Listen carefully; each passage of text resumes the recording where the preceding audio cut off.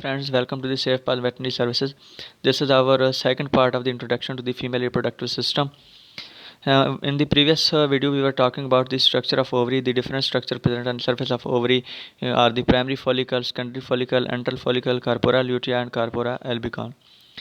In the primordial follicle, that is the microscopic structure and the most immature form of the follicle, the smallest one encountered on the surface of ovary is the primordial follicle. And in this condition, oocyte is surrounded by a single layer of the squamous cells. Next is the primary follicle, that is the next developmental stage of the follicle. In this condition, oocyte is surrounded by a single layer of the cuboidal epithelium.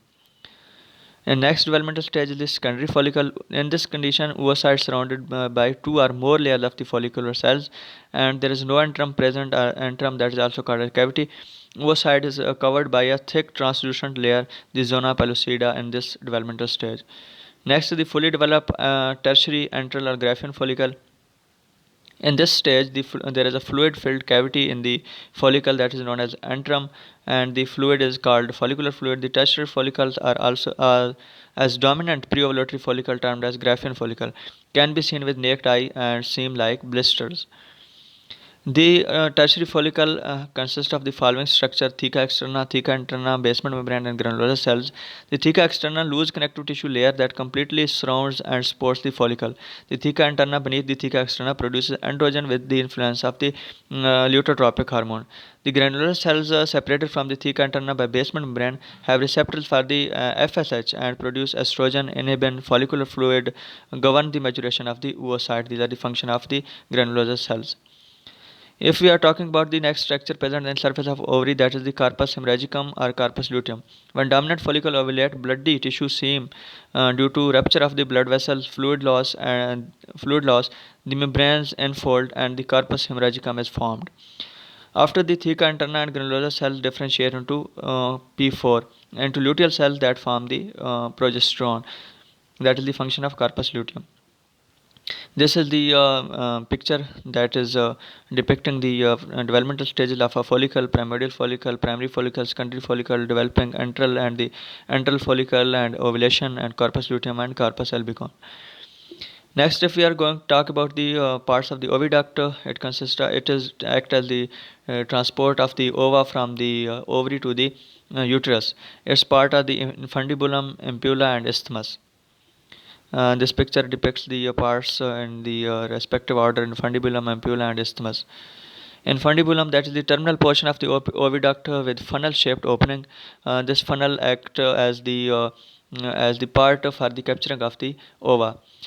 Covered with finger-like velvety projections that are known as fimbriae, it increases the surface area of the infundibulum and maximizes the chances of the oocyte capture by the infundibulum. The fimbriae do perform this function.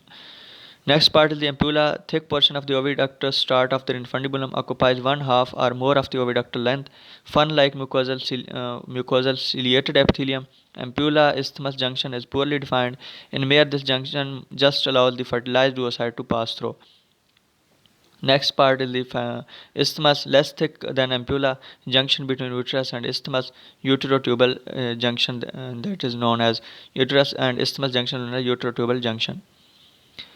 Next, if you are going to talk about the uterus, there are different types of uterus and different types of the animal. First of all is the duplex, that is the uterus consists of two horns and are separated by two different cervixes. In the case of marsupials, that is the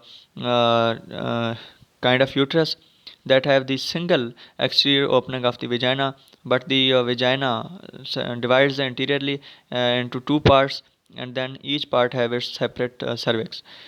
In the case of rabbit, there is a single vagina, but there are two cervix that are giving different openings to the two horns of the uterus. And these types of the cervix present in marsupials and the rabbits. Next is the bicornuate uterus. Bicornuate animals. First of all, there are poorly or moderately developed uterine horns that are present in the mare and cow, and the next is the highly developed uterine horns that is present in bitch and queen and sow. In the case of male, there are poorly developed uterine horn, and there is a large uterine body that have a single cervical opening and a single vagina. In the case of cow, there are high moderately developed uterine horns, but there is small uterine body and a single cervical opening and single vagina.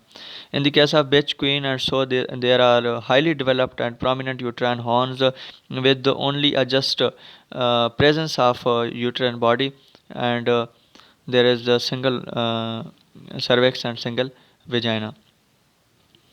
In the case of simplex, there are no uterine horns and only uterine body exists. This kind of uterus is present in the case of primates or humans.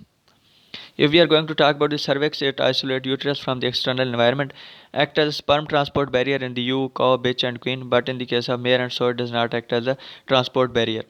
The cervix provides lubrication, a flushing system, and a barrier during the case of the pregnancy. It consists of cervical canal and its surrounding the cervical rings. The cervical rings may be single or multiple. The single cervical ring in the case of bitch and queen, and multiple cervical ring in the case of ewe, cow, mare, and sow. Cow cervical rings are interlocking finger-like projection. In the sow, there are interdigitating ring. Semen is deposited in the cervix, but rarely enter the uterus. In the male, the cervix is soft and the semen is deposited in the uterus. In the base, the cervix is smooth, and in the case of queen, the cervix is thick-walled.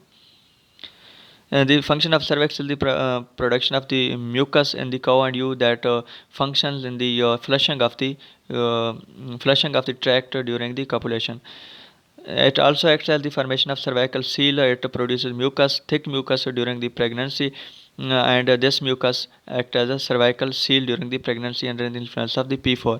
If the cervical seal is disrupted, then the abortion takes place and the microorganism take access to the uterus. There are different kind of the cervix and different kind of animals. First of all, you can see the cow and the ewe, sow, and mare, different kind of cervix in these animals. If we are going to talk about the vagina, the second last part of the female reproductive tract from the anterior to the exterior. This acts as the copulatory organ and also acts as the birth canal in the case of the parturition. There is a part of the vagina that is called fornix vagina. When the cervix protrudes out in the cranial vagina and forms a pocket, this is called the fornix vagina that consists of the columnar epithelium. The bull, in the case of natural cervix, deposits its sperms in the fornix vagina. The cranial vagina that consists of the columnar epithelium, while in the case of caudal vagina, that is also known as vestibule, that has stratified squamous epithelium that gives protection during the copulation. There is a Garner duct in the vestibule. If we cut open it properly, that is that refers to the Wolffian duct. That is nothing but the remnants of the male reproductive tract in the female reproductive tract. There is also suburethral diverticulum in the cow and so just ventral to the urethral opening. That in the case of AI, that is an important point to avoid the suburethral diverticulum. In the case of, if we are going to talk about the vulva, that is the last part of the female reproductive system, that is the entrance point from the exterior to the anterior. It consists of two labia, right and left, and the right and left labia do meet on the upper and lower side and form the dorsal and ventral commissure. The vestibule also contains the clitoral fossa, where the ventral commissure of the vestibule exists. Here the clitoral fossa is present. It contains the clitoris. That is the female analog of the penis. It consists of the clitoris consists of the sensory nerve endings.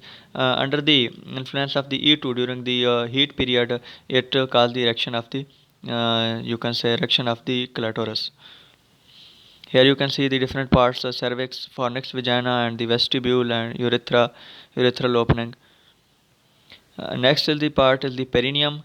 It is the in the female animal. It is the region covering anus, vulva, and the covers the whole pelvic outlet of the animal. That is termed as the perineum. This is the end of our introductory lecture. If you got it informative, kindly subscribe to our channel and like the video. Thank you very much.